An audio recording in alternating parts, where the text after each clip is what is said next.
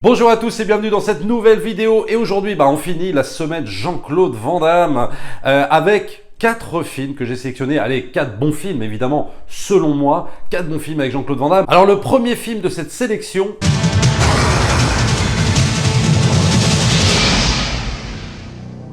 Nowhere to run. C'est Cavale sans issue, sorti en 1993 et réalisé par Robert Harmon. Robert Harmon, pour ceux qui ne savent pas, c'est le réalisateur de l'excellent The Hitcher, sorti en 86, avec Rutger Hauer, qui fait un autostoppeur complètement taré. Si vous l'avez pas vu, il faut absolument que vous voyez ce film. Mais sur Cavale sans issue, c'est intéressant parce que le scénario est écrit par Joe Esteras. Et Joe Esteras, c'est celui qui écrira Flashdance, Showgirl, Basic Instinct. Et on voit là qu'on est un petit peu sur le terrain de ce scénariste, même si évidemment ce sera beaucoup moins sulfureux qu'un Basic Instinct ou qu'un Showgirl, mais on est dans une romance. Là, pour le coup, c'est Jean-Claude Van Damme qui va jouer dans une romance. Et le truc, c'est qu'on peut se demander si le scénario n'a pas été un petit peu trafiqué pour que la romance soit beaucoup plus acceptable, qu'elle ne soit pas sexualisée comme dans un Basic Instinct ou un Showgirl. On peut imaginer ça, ou alors le scénario a été écrit tel quel et qu'il n'a pas été modifié. En tout cas, là, Cavale sans issue marque un petit peu un renouveau pour Jean-Claude Van Damme parce qu'il quitte les productions indépendantes et là il tourne pour les studios,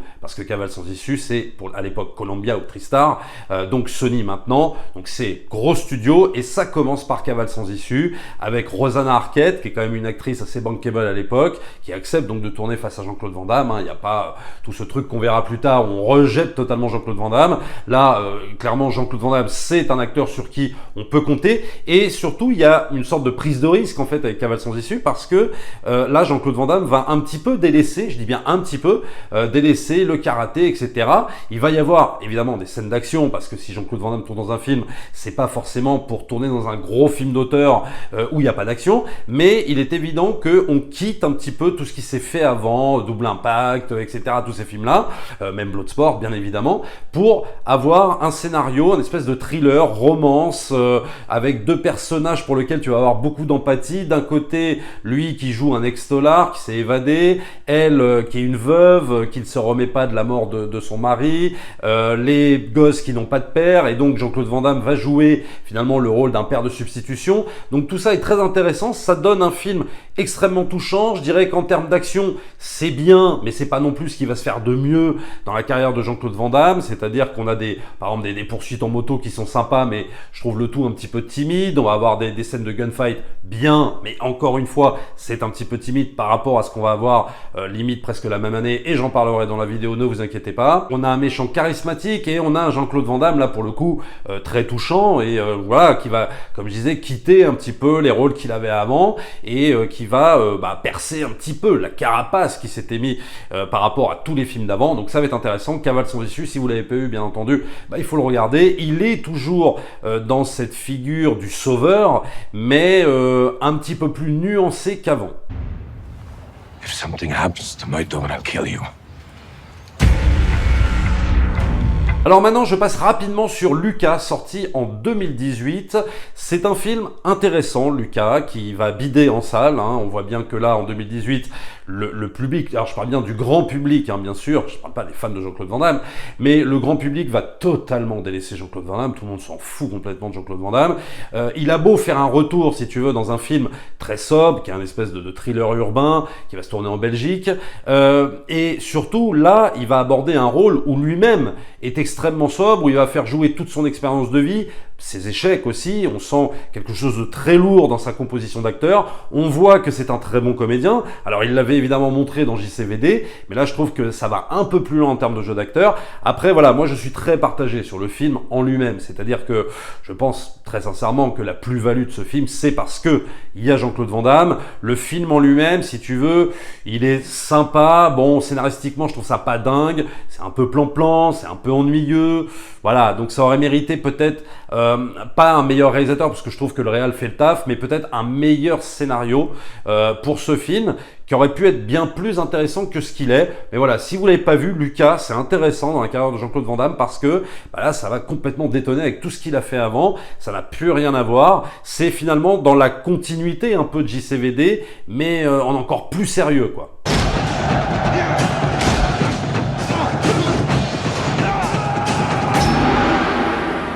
The quest Alors le deuxième film que j'ai sélectionné, c'est pas un plaisir coupable, disons, mais c'est un film qui est pas vraiment apprécié, c'est Le Grand Tournoi, sorti en 1996, réalisé par Jean-Claude Van Damme. C'est la première réalisation, enfin la première et la seule réalisation de Jean-Claude Van Damme. Et alors, c'est pour l'anecdote, c'est assez marrant parce que le script, enfin l'histoire, a été élaboré par Jean-Claude Van Damme et par Frank Dux. Et Frank Dux, c'est le rôle qu'interprétait Jean-Claude Van Damme dans Bloodsport. Et là, il est en collaboration avec le vrai Frank Dux pour écrire Le Grand Tournoi.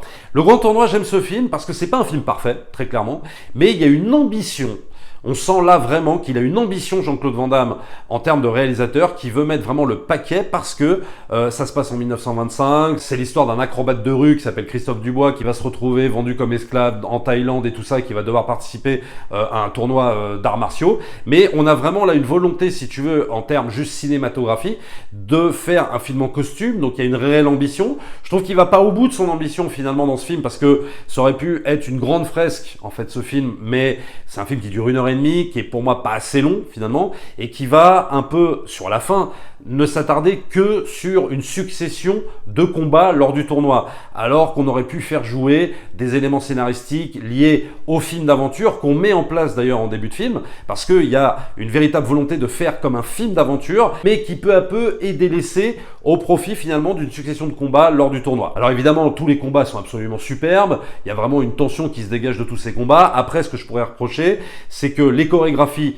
sont absolument géniales, mais je trouve qu'on abuse de trop de ralentis, et ce qui empêche pour moi d'apprécier pleinement la chorégraphie des combats. C'est dommage, voilà, c'est ce que je pourrais reprocher un petit peu au Grand Tournoi. Mais la très bonne idée du film également, c'est Roger Moore, bien sûr, en méchant, mais je trouve pareil qu'il va pas au bout. Il va pas au bout de son idée, il exploite pas assez le côté méchant justement de Roger Moore. C'est un peu dommage, il aurait pu aller beaucoup plus loin dans l'exploitation de ce personnage, ça aurait pu faire un antagoniste absolument fabuleux, mais je trouve que ça va pas au bout, voilà. Le Grand Tournoi, c'est un film que j'aime, bon, qui s'est fait défoncer par la presse, hein. Là vous pouvez aller voir sur la note, c'est 14% sur Rotten Tomatoes, donc c'est vraiment une catastrophe, hein, disons-le. Je trouve qu'il mérite vraiment pas 14%. Est-ce que c'est un plaisir coupable ou c'est un bon film? J'en sais rien du tout, mais moi c'est un film que j'aime vraiment dans sa carrière, c'est un film que j'aime voir, revoir même. C'est un film qui aurait pu aller tellement plus loin, mais en même temps avec un espèce de potentiel gâché, où tu te dis qu'il aurait pu aller tellement plus loin dans son film, il aurait pu faire vraiment la fresque qu'on attendait. Le Grand Tournoi, The Quest, tu vois, le titre appelle ça, et je trouve qu'on va pas au bout, mais regardez-le, si vous l'avez pas vu, ça vaut quand même le coup d'œil. Le troisième film de cette sélection,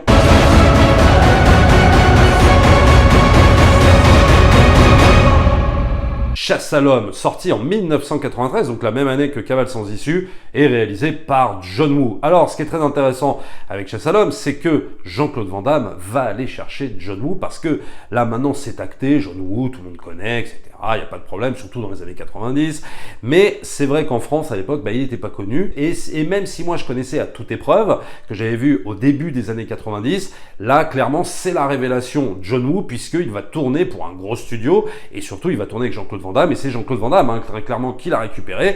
Et donc, ça, c'est quand même assez fabuleux, même si John Woo va le lâcher après par la suite, et c'est ce qui sera dit dans le film d'ailleurs JCVD, puisqu'il va réaliser Broken Arrow, après il va réaliser Face Off avec Nicolas Cage et John Travolta, et il y aura plus de Jean-Claude Van Damme du tout après à l'affiche. Et surtout, c'est le premier des 3 films Universal que Jean-Claude Van Damme va faire avec le studio, et c'est là où c'est un petit peu rageant, parce qu'il va faire Chasse à l'homme, il va faire Time Cop et il va faire Mort subite. Et le problème, c'est que il aurait pu continuer dans cette voie-là, c'est-à-dire continuer à tourner avec un grand studio, et peut-être que sa carrière n'aurait pas connu le déclin qu'elle a connu par la suite. Mais le problème, c'est que Jean-Claude Van Damme à l'époque se la raconte, se la pète totalement, et donc va essayer de négocier avec Universal des salaires beaucoup plus conséquents, mais il n'y arrivera pas. Universal va refuser, et donc voilà, après il va retourner finalement à des choses beaucoup plus indépendantes. Et c'est un peu dommage, parce que vraiment, sa carrière aurait pu prendre un autre tournant. Chasse à l'homme, c'est pas le film parfait, c'est un film très intéressant, c'est un film d'action qui fait son boulot, le scénario est pas ouf,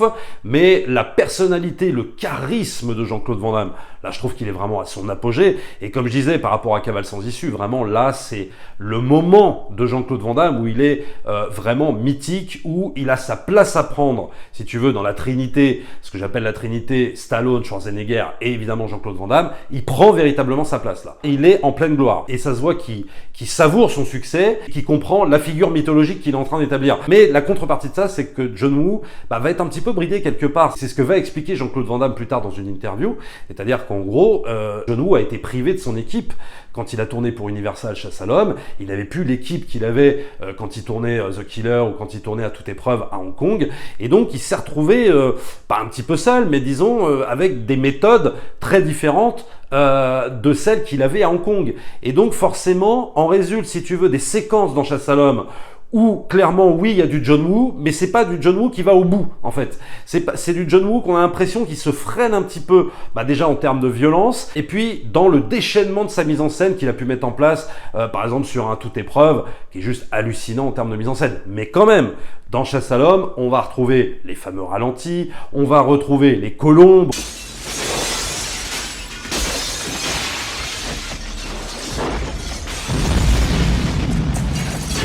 On va retrouver les explosions, les poursuites à moto. Alors la poursuite à moto, elle est absolument géniale, même si quand tu le vois maintenant, on voit quand même à chaque fois dans les plans larges les doublures de Jean-Claude Van Damme à moto, donc ça c'est un petit peu gênant. Mais quand même, la séquence en moto, elle est hyper bien montée, hyper bien découpée. Et puis on va retrouver des figures de style à la John Woo, enfin des trucs que tu peux voir que dans ses films à lui. À un moment donné, t'as carrément Van Damme qui a un flingue, il tire à l'envers avec le flingue. Enfin tu vois, tout ça c'est du style John Woo. On va avoir évidemment les personnages qui se jettent comme ça en avant ou sur le côté avec les flingues au ralenti. Donc oui, on est chez John Woo très clairement, mais tu sens vraiment que il n'arrive pas à totalement lâcher les chevaux. Peut-être parce que Universal lui demande aussi de pas faire un film comme il peut le faire à Hong Kong, c'est-à-dire avec autant de violence et avec une action totalement décomplexée. Peut-être qu'il n'a pas pu le faire, et il y a aussi peut-être un problème d'équipe également, et qui se voit un petit peu dans le film quand même. Mais Chasse à l'homme, c'est quand même un film plaisant quand on aime Jean-Claude Van Damme, parce que je le redis, il a quand même un putain de charisme. Il faut vraiment le voir, même si la coupe peut faire un petit peu ringarde maintenant, c'est vrai, mais je peux vous dire qu'à l'époque, putain, ça envoyait du très très lourd, quoi. C'était vraiment la testostérone, et c'est quand on n'avait pas un film avec Schwarzenegger ou avec Stallone, qui était un peu en phase, ça y est, ça commençait un petit peu à décliner dans ces années-là, on avait au moins, il nous restait ce héros, le last action hero, pour nous, c'était Jean-Claude Van Damme, quoi. Et on le voit bien, justement, dans Chasse à l'homme. Quatrième et dernier film de cette sélection. My life is your life.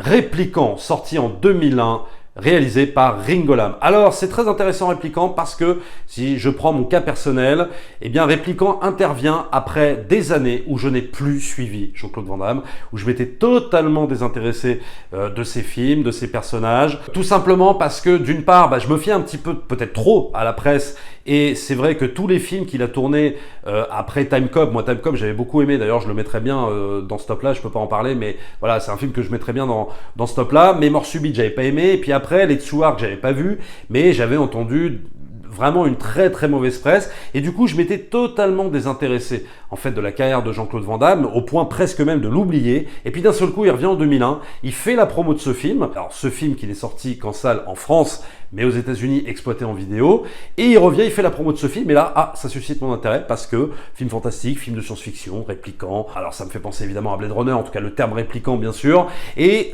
voilà, je regarde le trailer et je me dis, ça j'ai envie de le voir par contre. C'est peut-être là le retour véritable de Jean-Claude Van Damme. Bon alors après on va un petit peu déchanter, parce que ça va pas être vraiment son grand retour, il va faire répliquant, et puis après ça va être très très compliqué pour lui, mais ce film-là, il est très intéressant, même si évidemment, ce n'est toujours pas le film parfait, et c'est le deuxième film qui va tourner avec Ringo Lam, pareil, Ringo Lam qu'il a pris de Hong Kong, qu'il a ramené aux États-Unis, c'est encore grâce à Jean-Claude Van Damme, donc ça c'est quand même à mettre à son crédit. Et ce qui est évidemment super intéressant dans Répliquant, c'est l'exploitation de sa bipolarité. On en discutait dans le live l'autre fois, c'est vrai que c'est très intéressant, parce que Jean-Claude Van Damme, on s'est toujours demandé s'il n'avait pas un côté un petit peu bipolaire, et là c'est quelque chose qu'il va encore exploiter. Alors, il l'avait déjà fait dans Double Impact, où il jouait deux frères jumeaux, donc avec des personnalités différentes. Là, il va réitérer le truc, mais alors il va aller encore plus loin. C'est-à-dire que là, il va faire d'un côté un méchant, mais alors vraiment méchant, quoi, et de l'autre côté, donc son répliquant, son clone, qui lui est totalement apeuré, qui découvre le monde tel un bébé qui viendrait de naître,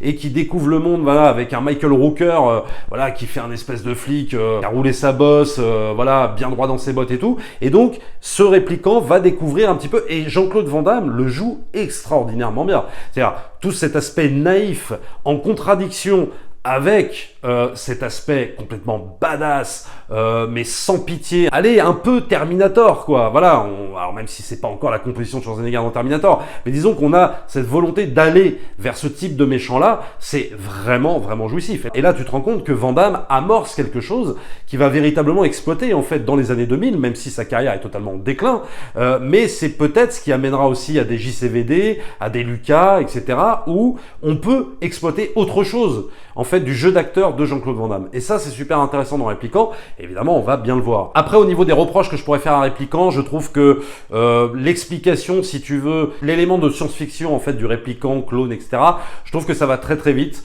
Ça fait un peu prétexte à mettre de la science-fiction, c'est-à-dire qu'on a une mise en contexte qui, pour moi, n'est pas assez exploitée. Ça aurait pu aller beaucoup plus loin et peut-être même avoir un film qui prenne beaucoup plus son temps en termes d'explication. Je trouve que ça va un petit peu vite. Et peut-être aussi le fait, je parlais du méchant qu'incarne Jean-Claude Van Damme. Je trouve qu'on le voit pas assez. Voilà. Enfin, en tout cas pour moi. Il est tellement bien interprété.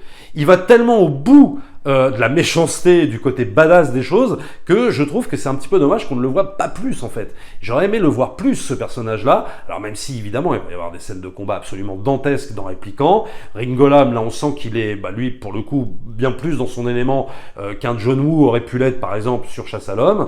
Mais, voilà, je trouve que ça manque un peu d'exploitation de personnage de ce méchant. Mais c'est un film absolument plaisant à voir quand on aime Van Damme. Ça fait partie, pour moi, quand même, du meilleur du cinéma de Jean-Claude Van Damme, Répliquant, vraiment. Ça intervient en 2001, dommage qu'après, il n'y a pas eu autre chose, mais il a accepté, si tu veux, le challenge de remettre en question son mythe, de jouer sur sa vulnérabilité, qui va exploiter dans JCVD, qui va exploiter dans d'autres films. Ça, c'est super intéressant. Et Répliquant, ça marque vraiment le début de ça, quoi. Et il va jouer complètement sur cette image-là. Donc, c'est un film très intéressant à ce niveau-là, mis à part le bon film d'action que c'est, bien mené, bien rythmé, bien scénarisé, avec ses petits défauts à côté, bien entendu. Voilà pour ces 4 films. Alors évidemment, je n'ai pas cité Bloodsport parce que ça me paraît tellement évident. Bon, Bloodsport, pour moi, ça fait partie peut-être d'un des meilleurs Jean-Claude Van Damme parce que, c'est un peu la porte d'entrée qu'on a tous eu avec Jean-Claude Van Damme. Donc forcément, j'allais pas en parler encore une nouvelle fois. On le connaît, même Kickboxer. Bon, moi, je suis moins fan de Kickboxer. Mais voilà, c'est aussi des films importants dans la carrière de Jean-Claude Van Damme, Full Contact, etc.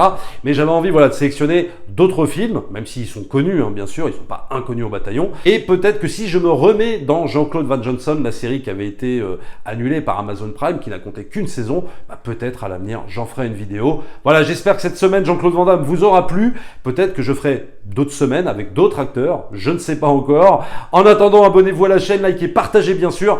Et nous, on se retrouve très très vite pour une prochaine vidéo. Ciao!